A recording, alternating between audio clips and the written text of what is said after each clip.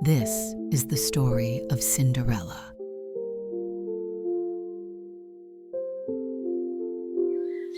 Once upon a time, in a kingdom far, far away, there lived a beautiful girl named Cinderella. Her mother had passed away long ago, and her father remarried a woman who had 2 daughters. From the moment her father brought his new wife and stepsisters into their home, Cinderella's life changed dramatically. I hope my new mom is a nice person. How did we end up in this rural area? I'm not sure I like it. Right from their first meeting, Cinderella's stepmother and her 2 daughters were filled with jealousy over her beauty and kind heart. Unlike Cinderella, her stepsisters were neither beautiful nor kind. They were rude and spoiled. It's all your fault! No, it's not. One day, Cinderella's father had to leave on a long journey for work. Cinderella, I'll be away on a long business trip this time. Please take good care of the family while I'm gone. And that was the time when Cinderella's stepmother and stepsisters turned her life into a living nightmare.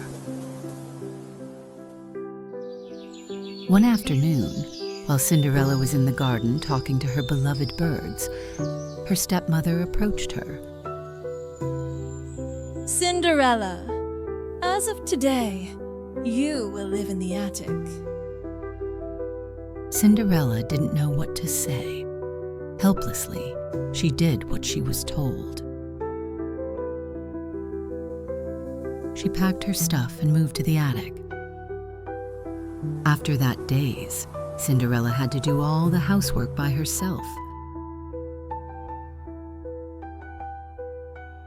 She often felt very tired, but her stepmother and stepsisters didn't feel bad for her at all.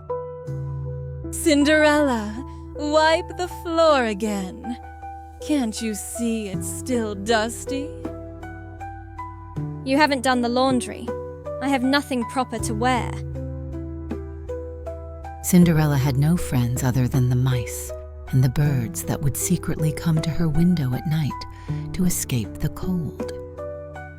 Every night, Cinderella would fall asleep singing a song, longing for her late mother. Mom, I really miss you. I see your face in the dawn, in lullabies now gone. You guide me like a distant star, but heaven feels so very far. Your touch is like a ghostly breeze, softly through the autumn. As the days went on by, one day in the town, an announcement was made by the kingdom. Our prince is holding a ball at the castle. All the girls who are eligible for marriage are invited. As soon as the stepsisters heard about this invitation, they ran home and told their mother.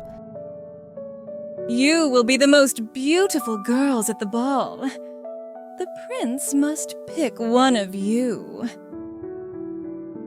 That way, we will all live in the palace. Right, Mother? Move along. We're going shopping. The stepmother and stepsisters left the house. Hearing everything that was said, Cinderella stood there with a sad expression, silently watching. The preparations went on for days, and both stepsisters eagerly bought new gowns. Every day, they would stand in front of the mirror and say to themselves, "Everyone will see I'm the prettiest girl at the ball." You should know your place. I'm far prettier than you. Do you always speak in such a teasing way? Finally, the big day had arrived. The stepsisters had woken up very early that morning, and so they called Cinderella. Cinderella? Come here. Cinderella, where have you been? Hurry and prepare my baths. Cinderella worked tirelessly to help her stepsisters get ready, and by late afternoon, all their preparations for the ball were complete. You look stunning, girls. Like true princesses of a grand kingdom. Can I come to the ball too? Who? You? Is this your dress for the ball? The prince is looking for a wife, not for a maid, my dear. Come on, girls. We don't want to be late for the ball. Cinderella, make sure you finish all the chores before going to bed. Her stepmother and her stepsisters made their way to the castle, and all on her own at home, Cinderella began to cry. If my parents were here, this wouldn't have happened. I could go to the castle too. At that moment, a soft glowing light filled the air. Then, out of nowhere, a fairy appeared. My beautiful Cinderella, don't cry. You too will go to the ball at the castle. Cinderella could not believe her eyes. Can I go? Just look at me. Do not worry, I'm here to help you. Now bring me a pumpkin and your mice friends. Cinderella could not understand why she wanted these things, but still she did as she was told. With a wave of her magic wand, the fairy turned the pumpkin into a beautiful horse-drawn carriage. Then she turned to the mice. One mouse transformed into the coachman, while the others became elegant white horses. Cinderella was amazed. How could this be possible? The fairy turned to her. With a gentle touch of her magic wand, Cinderella's dress transformed into a stunning ball gown, and the worn slippers on her feet became sparkling glass shoes.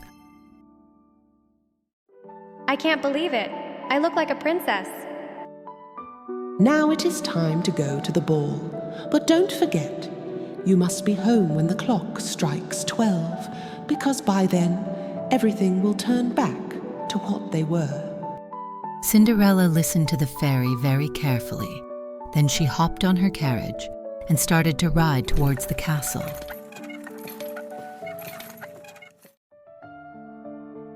The ball had already begun, and the grand hall was filled with music and dancing. When Cinderella entered through the grand doors to the ballroom, all the eyes were on her. She looked so beautiful and elegant. Her stepmother and even her stepsisters could not stop looking at this beautiful lady. They, of course, could not recognize her. Suddenly, the prince appeared on the stairs. Cinderella really stood out amongst all the young women at the ball. The prince fell in love with the first sight of this beautiful young woman. With everyone watching curiously, he began to approach her. The stepsisters were thrilled, thinking the prince was coming toward them. Oh, he's coming to me. Nope, he's coming to me. But the prince passed on by and stopped in front of Cinderella. Most beautiful young lady, would you please allow this dance to me? The prince and Cinderella began to dance amongst the curious looks of all the invitees. Cinderella was so captivated by the music and the dance. She felt like as if she and the prince were the only ones in the ballroom. They danced endlessly, lost in the moment. Cinderella didn't even notice how much time had passed. But then, the grand clock caught her eye, and she saw that it was nearly midnight. In that instant, Cinderella remembered the fairy's warning. You must be home when the clock strikes 12, because by then, everything will turn back to what they were. With a panic, Cinderella began to run and left the prince behind. When she was running down the stairs of the castle, she dropped one of her shoes, but she did not even have time to go back and collect it. When she ran further, the clock struck midnight and everything turned back to what they were before. When the prince went out after her, he spotted her shoe on the stairs. I will find the owner of this shoe. If necessary, not every girl in the kingdom shall try it on. Cinderella came home breathless and went straight up to the attic. She started thinking about the night she had with the prince. She knew she had no chance, but still she had fallen in love with him. The next day, the prince commanded his servants to find the girl. The prince's men went door to door to every house in the kingdom and looked for the young girl who owned this shoe. But the shoe did not fit any of these girls. In the end, the king's soldiers reached the village where Cinderella lived. Cinderella was overjoyed when she saw the king's soldiers arrive at the front of the house. Just as she was about to leave her room, her stepmother appeared in the doorway. Where do you think you're going? You want to try on the shoe, too? After making her sarcastic remarks, the stepmother locked the attic door. No, please stop. Open the door, please.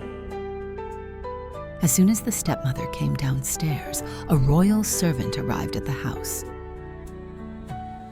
Ladies of the house, please try on this shoe. The servant first asked the eldest daughter to try on the shoe. However, it was too small and did not fit her foot. Next, the younger, plumper daughter tried the shoe, but the shoe didn't fit her either. No matter how many times she tried, it just wouldn't fit. Ouch! I danced too much at the ball, and my feet are swollen. Could you come back tomorrow? Are there no other young ladies in this house? If there is no one else, we must move on to the next village. The servants reported to the prince that no one had matched the shoe. The prince and his soldiers were preparing to leave for the next village. Meanwhile, Cinderella, locked in her room, was singing a song to comfort herself. The mice in the room were talking about how they could help her. Oh no! The soldiers are leaving! Cinderella needs to try on the shoe! We have to open the window and let them know she's trapped in here. The mice climbed up to the closed window and began working to open it. At last, the window creaked open, and Cinderella's song floated outside. Now darkness swallows up my night. Oh mama, where did you go? Left me here with walls that show.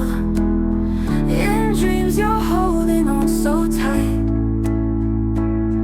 but wake up to a fading sight. The prince and the soldiers heard the beautiful song and came back into the house. Who is the girl singing upstairs? Oh, that's just the youngest daughter, Your Majesty. She's not feeling well, and I don't think the shoe will fit her. It is the prince's orders that every girl in the kingdom must try the shoe. With no other choice, the stepmother brought Cinderella downstairs. When Cinderella tried the shoe on, everybody was in shock because it fitted her perfectly. Oh my God! It can't be. Young lady, are you the owner of this shoe? Cinderella smiled and showed the left shoe she had hidden under the sofa. When the prince looked into her eyes, he knew she was the one who had danced with him that night. I finally found you, my princess. Cinderella, will you marry me? With teary eyes from happiness, she accepted the prince's proposal. Cinderella and the prince returned to the kingdom and had a grand wedding before all the people. Cinderella and the prince later became a great king and queen and lived happily ever after.